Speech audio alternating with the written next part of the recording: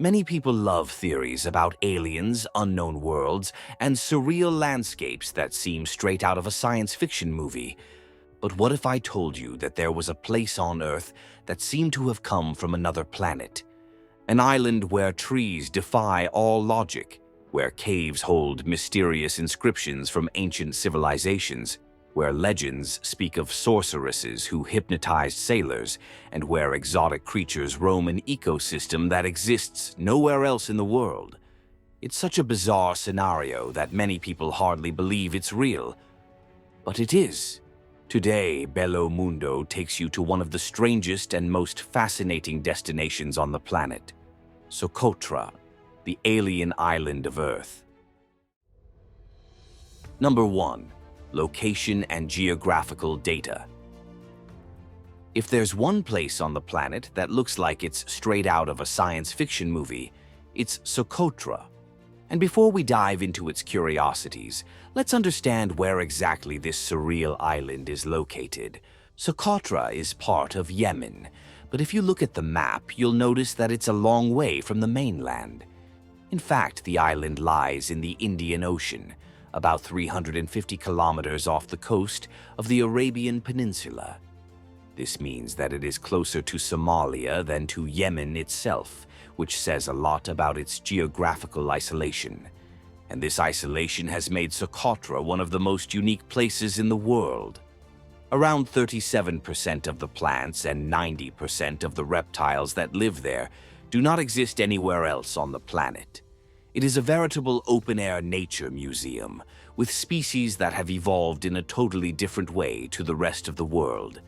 The island is so exotic that, when you walk around it, you may feel like you're on another planet. Some of the landscapes are so bizarre and surreal that Socotra has been called the most alien place on Earth. But what makes this island so different?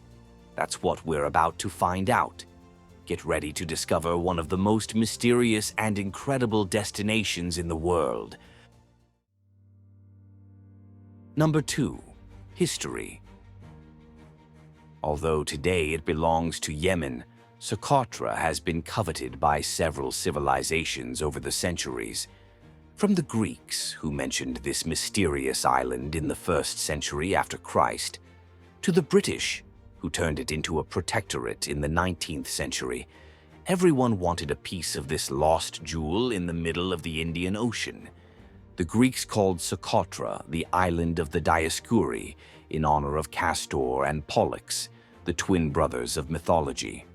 Arab navigators used the island as a trading point for rare resins, and the Portuguese, who landed there in 1507, had plans to take it over, but were expelled shortly afterwards, and this eventful past has even led to a mystery about the island's name. Some say it comes from the Sanskrit Dvipa Sukadara, which means island of happiness. Others believe it comes from the Arabic and means island of the dragon's blood, because of the famous tree that releases a red resin. There are also those who believe that the name has to do with ancient spice markets. The truth is that nobody knows for sure. But what really messed up life on the island was the 21st century.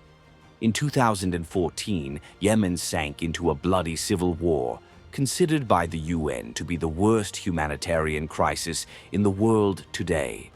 Now you may be asking yourself, if Yemen is at war, how come Socotra remains peaceful? The answer is political and geographical. The island is far from the main conflicts, but it has not been free from power struggles. While mainland Yemen was destroying itself, separatist groups from the south, supported by the Arab Emirates, took control of the island. Today, the Emirates and Saudi Arabia send aid in the form of food, fuel, and infrastructure, but not out of generosity. They know that Socotra is a very important strategic point on the route between Africa and Arabia. If you look at the map, you'll notice that it's right at the entrance to the Gulf of Aden, a key point for world trade. In the past, the British, Ottomans, and Portuguese already had plans to turn the island into a military outpost, and obviously today, Saudi Arabia and the United Arab Emirates want the same. After all, who wants to lose control of this piece on the global chessboard? In the midst of all this, Socotra lives in limbo. It's not destroyed by the war, but it's not developing either, as it depends on donations, foreign aid, and a lot of obscure agreements. Despite this, daily life on the island continues almost untouched. Residents worry more about monsoon storms than political conflicts. If there's a positive side to all this, it's that this isolation has preserved the island's nature and culture, although the future is still unknown. Number 3. Population. Now that you know about Socotra's geography and history, it's time to talk about who lives there. It is estimated that the island has between 50 and 60,000 inhabitants, scattered in small fishing villages or isolated communities in the mountains. And get this, there are people who literally live in caves. But calm down, we're not talking about prehistoric cavemen. We're talking about fishermen who choose to live in caves by the sea, not because they don't have a home, but out of sheer practicality.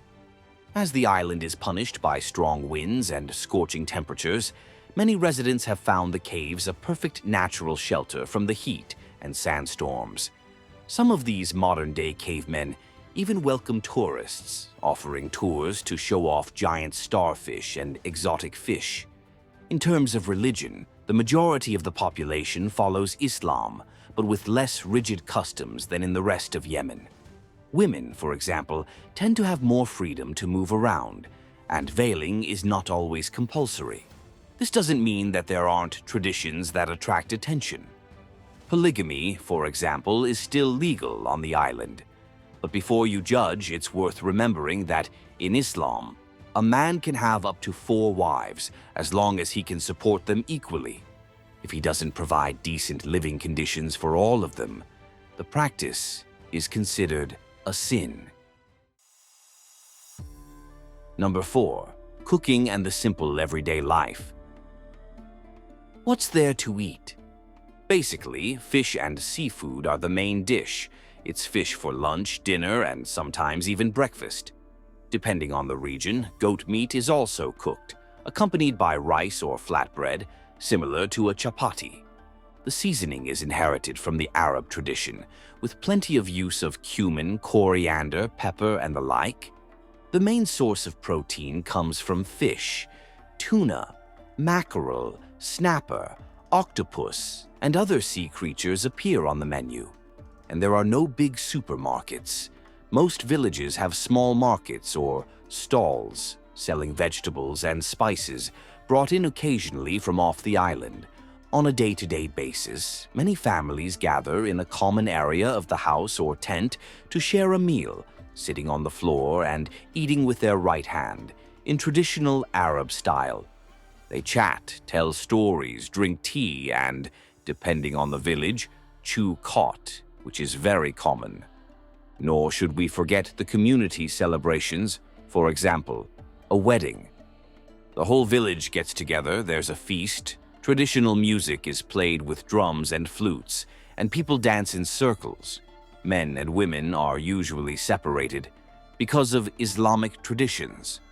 On these occasions, as well as plenty of food, they usually burn incense and share family stories. In villages where Socotra is still widely spoken, folk songs emerge with melodies reminiscent of the Arabian Peninsula, but with very specific touches of the island. These festivities are rare, as the population is dispersed and life is hard, but when they do happen, they last until the early hours of the morning. Number 5. Language and economy. Yes, Arabic is spoken in Socotra, but it's not the main language. The local people have their own dialect called Socotri, an ancient Semitic language that has survived over the centuries and is considered a true linguistic fossil. This means that if you arrive on the island and say, "Salam alaikum," Arabic greeting, they will certainly understand. But among them, the natives speak Socotra, a language that few people in the world master and which is gradually disappearing. The economy and way of life is also simple. Because of its isolation, the local economy is still very simple and depends on nature.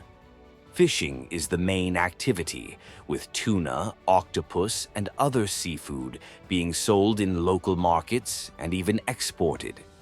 Goat farming is also common, but what really stands out are the products that only exist there, such as Socotra honey and dragon's blood resin, which were once more valuable than gold. And speaking of which, let's get to know this resin that gives the island one of its most enigmatic nicknames. Number 6. The dragon's blood tree. If there's one thing that makes Socotra seem like an alien world, it's its bizarre trees. And the most iconic of them all is the Dracena cinnabari, better known as the dragon's blood tree. And this name isn't just a quirk. If you cut into the trunk of this tree, a dark red liquid oozes out as if it were the blood of a mythological creature. This resin has been highly prized throughout history, used as an ink for medieval manuscripts, a remedy for wounds, and even an ingredient in religious rituals. Some Renaissance paintings are said to have contained pigments extracted directly from this sap. But it's not just the color that impresses. The shape of the tree defies any logic in nature. Its branches grow upwards and outwards, creating a canopy in the shape of an inverted umbrella. It's not just aesthetic. This structure serves to capture and retain moisture from the mist and the little rain that falls on the island, helping the tree to survive in the dry, rocky soil. And if you think these trees are small, prepare to change your mind. Some reach over 10 meters in height and can live for centuries, forming forests that look like something out of a science fiction film. With such impressive visuals, it's no surprise that the dragon's blood tree has become the ultimate symbol of Socotra. Not only is it part of the island's surreal landscape, but it also carries a cultural and historical heritage that spans generations. But it's not the only one. Number 7. Desert Rose and Green Aliens. If Dracena, dragon's blood, are the local celebrities, wait until you see the other plants that inhabit Socotra. This archipelago is a veritable evolutionary laboratory, comparable to the Galapagos Islands, only with an even more alien look. Among the island's botanical stars, 2 stand out. The bottle tree has a bulbous trunk that tapers upwards, forming a kind of giant vase capable of storing water to survive dry periods. On some rocky slopes, it appears in such absurd positions that it even seems to defy gravity. In addition, its pink or white flowers contrast with the arid soil, making the scenery even more surreal. The desert rose may seem familiar to those who have seen this ornamental plant in flower shops, but in Socotra it reaches colossal proportions. With its twisted branches, bizarre shapes, and intensely pink flowers, this plant seems to have been sculpted by wind and time. And these are just some of the species that make Socotra unique. It is estimated that around 37% of the archipelago's 825 plant species are endemic, i.e., they don't exist anywhere else on the planet. Another important detail, Socotra has no perennial rivers, i.e., there are no rivers that flow all year round. The fresh water comes from natural springs and temporary springs, which appear in the mountains during the rare rains. This is why these trees play a fundamental role in balancing the ecosystem, helping to retain moisture in the soil and allowing other forms of life to survive. Number 8. The Hawk Cave Mystery. And while we're on the subject of curiosities, you can't skip Hawk Cave, one of Socotra's most enigmatic places. Now imagine this, a gigantic cave, 350 meters above sea level, with tunnels and galleries stretching for nearly 2 kilometers. So far, so good. But what really intrigues explorers are the mysterious inscriptions found on its walls, written in ancient Greek, primitive Arabic, Indian dialects, and even unknown languages. And what are these writings doing there? Well, there are a few theories. One suggests that ancient sailors passed through Socotra and used the cave as a sanctuary, leaving marks and offerings to seek divine protection before setting off on their journey. Other hypotheses point to shipwrecked crews taking refuge there, or even to prisoners exiled in ancient times. In addition to the inscriptions, researchers have found ancient objects, including artifacts that may be centuries old. And thanks to the humidity and isolation of the site, these remains have been preserved, making the cave a veritable archaeological treasure trove hidden in the middle of nowhere. Oh, and it doesn't end there. Hawk Cave is also home to stalactites and stalagmites, those rock formations typical of caves, which arise from the slow accumulation of minerals over thousands of years. The stalactites hang from the ceiling like sharp blades, while the stalagmites sprout from the ground, forming bizarre columns and structures. And of course, where there's mystery, there are legends.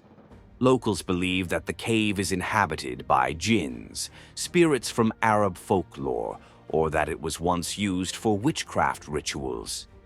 Today, its entrance is controlled, and the few visitors who venture in need specialized guides, as the trails are treacherous and the chance of getting lost inside is real. Number 9. Legends, witches, and beliefs. Speaking of witchcraft, Socotra was once called the Island of Witches by ancient Arab merchants. But why? Firstly, the strong winds and treacherous currents made sailing a real nightmare. Many sailors who tried to get close ended up shipwrecked. But instead of blaming the sea, they began to spread stories about mysterious women who appeared on the sand, singing and bewitching the crew so that they would lose their way and be swallowed up by the ocean. These legends spread throughout the Arab world, and Socotra became known as a cursed island, a place where no one should set foot. But it didn't stop there. Another myth says that the island's winds themselves whisper words, and anyone who spends a lot of time alone there ends up hearing voices. For centuries, travelers have feared venturing into the mountainous areas and deep caves, believing that they could be carried away by spirits or invisible entities. And of course, you can't forget the legend of the dragons. Many locals believe that in times immemorial, giant creatures inhabited the island, and that the red sap of the dragon's blood tree is nothing more than the spilled blood of these mythological beasts. Fact or fiction? Who knows? Number 10. Beaches, dunes, and natural pools. To round off our tour, let's talk about Socotra's breathtaking landscapes. If you thought the island was just a bunch of bizarre trees in the middle of nowhere, you were wrong. Socotra's coastline is home to paradisiacal, practically deserted beaches with blue-green waters and sand so white that it reflects the sun with absurd intensity. Places like Kalancia and Shoab are so unspoiled that the only ambient sound is the breaking waves and, if you're lucky, dolphins playing close to shore. But if beautiful beaches are already something out of the ordinary, wait until you see the giant dunes of Arher in the east of the island. They accumulate next to huge rocky walls, creating an unbelievable visual contrast. On one side, the turquoise sea, on the other, a desert of golden sand climbing up steep slopes. In the interior of the island, limestone canyons hide secret natural pools, where fresh water from the mountains flows in small streams, forming surreal oases in the middle of the arid terrain.